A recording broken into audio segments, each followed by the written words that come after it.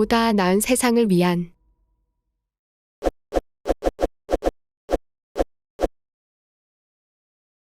이전 편에서 정권을 장악한 정당이 입법부는 물론 행정부와 사법부에도 막강한 영향력을 행사할 수 있는 상권 분립이 아닌 상권 장악의 현 대한민국 정치 구조에 대해서 다루었었지. 예. 진정한 상권 분립 원칙 간 거리가 먼 저 구조를 타파하기 위해 행정부와 사법부의 수장, 입법부의 정당을 국민투표로 직접 뽑아서 올바른 방향의 상권 분립을 지향할 수 있는 뿌리를 뻗게 하고 그 뿌리가 올바른 방향으로 뻗어갈 수 있게 감시와 도움을 주는 국영방송과 감사원의 수장 또한 국민투표로 뽑아서 독자적으로 운영할 수 있게 하는 준직접민주주의 방안을 제시했었어. 이번 편에선 5분야의 선출직 중 국민투표로 선정된 정당이 독점적으로 운영할 입법부에 관해서 자세하게 다루어 볼 거야. 정치, 나라를 다스리는 일, 국가의 권력을 획득하고 유지하며 행사하는 활동으로 국민들이 인간다운 삶을 영위하게 하고 상호 간의 이해를 조정하며 사회 질서를 바로잡는 따위의 역할을 한다. 정부, 법률적 의미, 입법, 사법, 행정의 3권을 포함하는 통치기구를 통틀어 이르는 말. 행정적 의미, 3권 분립에 의하여 행정을 맡아보는 국가기관.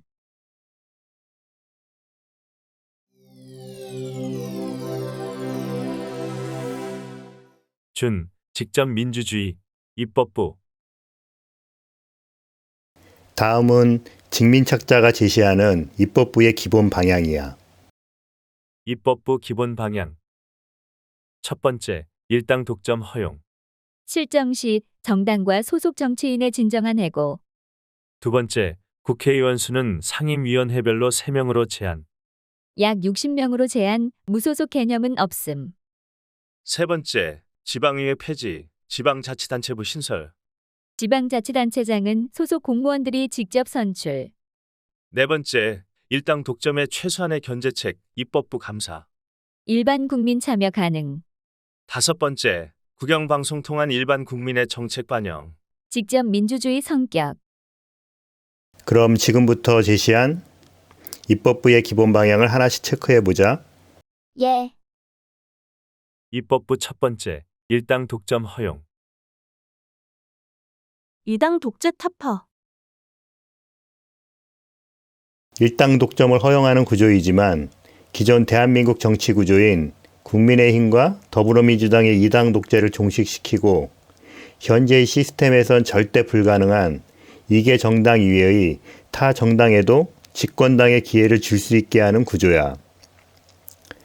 먼저 세상을 좋게 변화시킬 핵심인 정당들의 정책으로 경쟁해서 대한민국 국민의 국민투표로 선택된 위대한 정당이 입법부 수장 역할하는 국회의장과 법률을 만드는 모든 상임위원회를 장악하는 것이야. 그들이 국민과 약속한 정책 실현을 위한 완벽한 환경을 조성해 주어서 야당 때문에 우리가 원하는 정책을 실행할 수 없다는 변명을 원천 봉쇄함은 물론 그 이외의 어떠한 핑계를 댈 수 없게 하기 위함이야. 착한 자본주의의 확실한 보상. 민주주의 이름으로 진정한 정치인과 정당해고. 그들이 국민과 약속한 정책을 잘 실행해서 재집권 성공 시 착한 자본주의의 한 방향인 확실하고 넉넉한 금전적인 보상을 해주어야 한다고 생각해. 많은 분들이 정치인에게 여러 좋은 혜택을 주기보단 명예직이어야 한다고 주장을 하지만 탐욕이 쩌는 대한민국 현 주소에서 대다수 국민을 위한 정치인이라 인정되면 명예는 물론 국민 세금으로 충분한 금전적 보상도 주어져야 한다고 봐. 그들에게 주는 금전적 보상에 딴지 걸기보단 그들의 노력으로 인해 그들에게 주는 보상의 몇백 몇천 배의 대한민국 국민 공공의 부를 도둑질로부터 막을 수 있다면 하나도 아깝지 않다고 생각해. 하지만 그들이 약속한 정책과는 달리 실패한 정치로 재집권 실패 시 일정 기간 정치 참여 배제 혹은 영구히 정치 참여를 할 수 없게 만들어서 정치인은 물론 그 정치인들이 속한 정당을 진정한 민주주의 이름으로 해고할 수 있는 획기적인 시스템을 구축하는 것이야. 와우, 멋있는 방법이긴 한데 좀 와닿지 않아요. 예를 들어서 집권당이 새로운 선거에서 정당 지지에 대한 투표율이 30% 이하면 집권당 소속 정치인들은 다음 선거 참여 불가, 20% 이하면 2번 참여 불가, 10% 이하면 영구 참여 불가로 해당 정당과 소속 정치인들을 4년이나 8년간 혹은 영구히 대한민국 정치권에서 퇴출하는 구조야. 집권당 소속 정치인을 확실히 구별하기 위해선 집권당이 집권하는 동안 해당 정당에 등록된 모든 정치인과 새 선거에 나설 상임위원회별로 공천이 등록된 정치인을 기준으로 해야 할 것이야. 영상 말미에 현재의 정당 구조를 예를 들어 설명을 다시 할게. 예, 기대돼요. 타 정당의 정치 참여 기회 제공. 이러한 구조가 되어서 재집권에 실패한 정당이 특정 기간이나 영구히 정치 참여를 할 수 없다면 앞에서 언급한 2개 정당 이외의 정당에게도 자연스럽게 올바른 방법으로 정권에 도전할 수 있는 계기가 될 수 있다고 생각해. 입법부 두 번째, 국회의원 수는 상임위원회당 3명으로 제한. 무소속 개념은 없음. 입법부에서 정당 소속이 아닌 개인 자격으론 어차피 영향력 행사가 어려우니 무소속 후보 개념은 불가하게 하지만 개인적으로 대한민국 정치에 꼭 참여하고 싶다면 다음에 언급할 국영방송을 활용하거나 감사원 사관학교에 입학해서 실질적으로 정치 참여할 기회를 가졌으면 해. 이 사항은 다음 편에서 다룰 국영방송국과 감사원 사관학교 편에서 더 자세하게 다루어 볼게. 예, 현재 상임위원회와 특별위원회 수가 약 60명의 입법부 위원이 지명됨. 이 시스템에서 선출하는 국회의원은 지역구 개념이 아니고 법률을 만드는 상임위원회 위주의 국회의원이야. 즉 지역구 의원을 선출하는 것이 아닌 정당을 투표로 선출하고 이리한 정당에서 미리 정한 상임위원회 의원이 정당의 정책을 위해서 입법 활동을 하는 개념이야. 또한 어차피 일당 독점이니 많은 수의 국회의원은 세금 낭비겠지. 인원수는 굳이 많을 필요는 없다고 생각해. 위원회별로 3명이어도 같은 당 소속이고 기존 국회의원이 누리는 혜택은 일단 똑같이 적용 가능하니 법률 만드는 데 문제는 딱히 없다고 생각해. 현재 상임위원회와 특별위원회 수가 20개 정도니 약 60명의 입법부 위원이 선출될 거야. 입법부 세 번째, 지방의회 폐지, 지방자치단체부 설립. 대한민국의 지방의회는 설립 목적에 좋은 취지와는 달리 국회와 마찬가지로 더불어민주당과 국민의힘이 오랫동안 완전히 장악하며 활동해 오면서 역시나 국회와 마찬가지로 보다 나은 세상과 거리가 먼 시스템이며 현재의 탐욕이 만연한 대한민국이 유지되는 한 폐지가 맞다고 생각해. 해당 소속 공무원들이 직접 선출. 그 대안으로 지방자치단체장은 해당 소속 공무원들이 직접 선거로 선출하는 것이 맞는다고 봐. 지방자치단체는 해당 공무원들이 가장 잘 파악하고 있으며 자치단체장은 그들이 가장 적합하다고 여기는 소속 공무원 중에서 선출하는 것이 맞는다고 생각해. 국영방송과 감사원이 감독 역할. 물론 그들이 직접 선출한 자치단체장이나 자치단체가 잘 운영되는지에 대해서 입법부와 마찬가지로 감사의 역할이 필요하며 잘 운영되었을 경우나 그렇지 않을 경우에 대해 확실한 보상과 제재가 있어야 할 거야. 수장은 대통령의 지명. 또한 그들을 통합적으로 지휘하고 감독하며 중요사항 결정할 지방자치단체부의 수장이 있어야겠지. 지역 이기주의로 대표되는 님비와 핀비 현상의 만연이 아닌 지역을 공정하게 발전시킬 중요 위치인 만큼 국민투표 선출직에 넣고 싶지만 일단은 대통령이 임명하는 행정부 소속이었으면 해. 지방자치단체부는 다음에 따로 영상을 제작해서 올릴 예정이야. 입법부 네 번째, 최소한의 견제책, 입법부 감사. 상임위원회 별로 3명 구성. 감사원 사관학교 1명, 기타 정당에서 추첨으로 1명, 일반 국민 중 추첨으로 1명. 입법부 감사원의 구조는 2등부터 4등 정당의 해당 상임위원회별 후보들 중 추첨으로 1명, 감사원 사관학교에서 파견 원하는 학생 중 추첨으로 1명, 감사원 사관학교 입학 자격이 있지만 선발되지 못한 일반 국민 중 추첨으로 1명, 이렇게 3명이 상임위원회별로 감사 역할을 했으면 해. 이들이 감독과 관리는 국영방송국과 연계해 감사원장이 맡아야 한다고 봐. 이들이 감사 활동하면서 쌓은 여러 경험은 소속 정당의 경쟁력을 올리거나 감사원 사관학교의 교육 내용에 좋은 영향력을 끼칠 것이라 확신해. 또한 똑같은 구조로 중요 지방자치단체에도 감사원 사관학교 파견 1명과 감사원 사관학교에 선발되지 못한 해당 자치단체 소속 일반 국민 중 2명 추첨으로 선발, 이렇게 3명으로 감사 역할을 맡겼으면 해. 어떻게 생각해? 상당히 괜찮아 보여요. 그런데 왜 모든 감사 역할을 추첨으로 선발하나요? 아주 좋은 질문이야.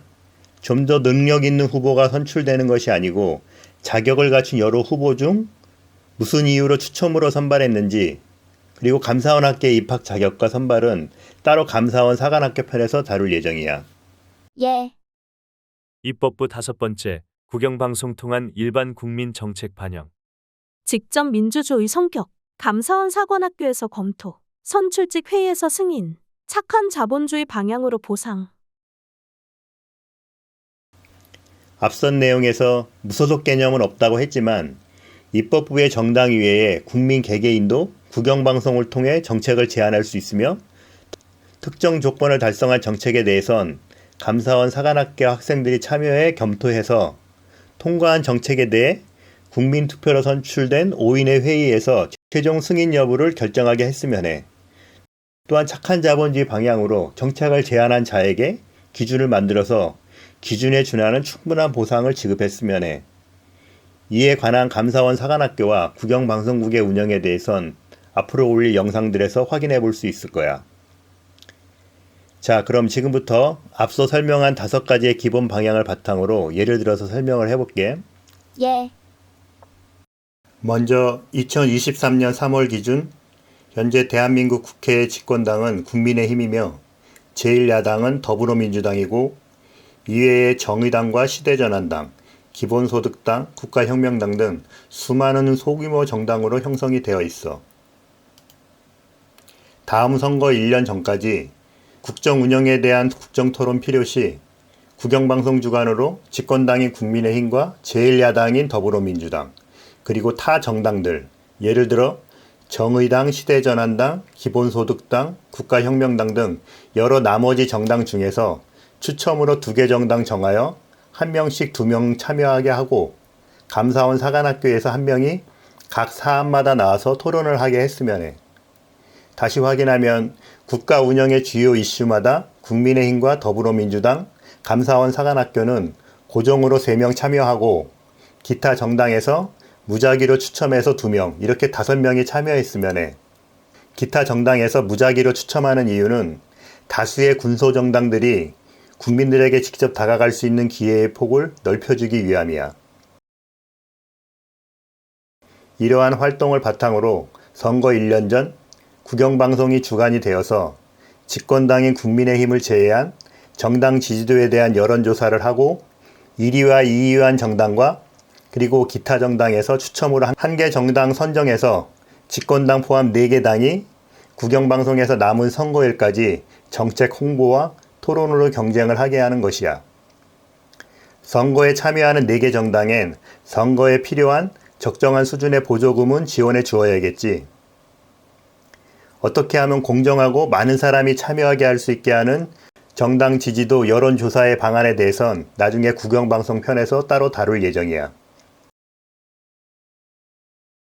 이러한 과정을 거쳐 선거 6개월 전까지 참여할 4개 정당은 소속 정치인 등록과 상임위원회별로 3명씩 공천 완료하게 하며, 기존 정당 소속 정치인들, 특히 집권당 소속 정치인들은 타 정당 이적이나 사퇴, 새로운 정당 창당과 참여는 가능하나 다가오는 선거는 물론 그 다음 선거까지 미디어를 통한 정치 활동이나 공천엔 참여를 못하게 해야 하고 또한 공직이나 공기관에 취업을 불허해야 한다고 생각해. 그리고 대망의 입법부 독점할 국민투표 선거 후 국민의힘이 재집권에 성공한다면 정당에 지원했던 기존 보조금의 2배 정도 금액의 보너스 개념의 정당 지원금과 소속 상임위원들 60명 개개인에게도 기쁜 마음으로 보너스 지급해 주었으면 해. 하지만 여러 이유로 국민의힘이 재집권 실패해서 지지율이 30% 미만인 경우 국민의힘 소속 정치인은 다음 선거까지 4년간 참여를 불허하고 20% 미만인 경우 2번의 선거까지 8년간 참여 불허하게 하며 그 기간 동안 공무원이나 공기업, 공기관 등 공직에 취업 불허해야 한다고 생각해. 4년간 참여 불허란 8년째, 8년간 참여 불허란 12년째의 정권의 재도전이 가능하니 제재 효과는 확실하게 줄 수 있어. 만약 10% 미만인 경우엔 정당 해산과 등록 정치인 영구히 정치 참여를 불허하고 공직에서도 영구히 퇴출 같은 민주주의 이름으로 진정한 해고와 책임을 물어야 한다고 생각해. 그리고 재집권엔 실패했지만 지지율이 30% 이상일 경우 다른 야당의 지위와 동일하게 다음 선거를 위한 국영방송 주간 정책 경쟁에 참여와 상임위원회 감사원 역할 선출엔 당연히 동참할 수 있어. 삼촌이 제안한 입법부 시스템 어떻게 생각해? 조금 이해 안 가는 점도 있지만 정말 좋은 시스템이라고 생각해요. 정말로 국민들 대다수가 공정관거리가 먼 정치인과 정당이라 인정하면 특정 기간이나 아니면 영구히 다시는 보지 않을 생각하니 너무 속이 시원할 것 같아요. 저런 시스템으로 진정으로 대한민국과 대한민국 국민을 위하는 정치인을 적은 수라도 눈으로 확인해 볼 수 있다면 보다 나은 세상에 한 걸음 나아갈 수 있을 확신이 생겨요. 민주주의란 이름으로 나쁜 정치인, 나쁜 정당을 확실히 해고할 수 있고 좋은 정치인, 좋은 정당엔 계속 그들이 보다 나은 대한민국을 위해 헌신할 수 있게 한다면 정말 좋을 것 같아요. 그래, 삼촌도 더 열심히 노력할게. 삼촌의 제안에 많은 사람이 동참해서 보다 나은 시스템으로 발전하게 된다면 정말 좋겠어.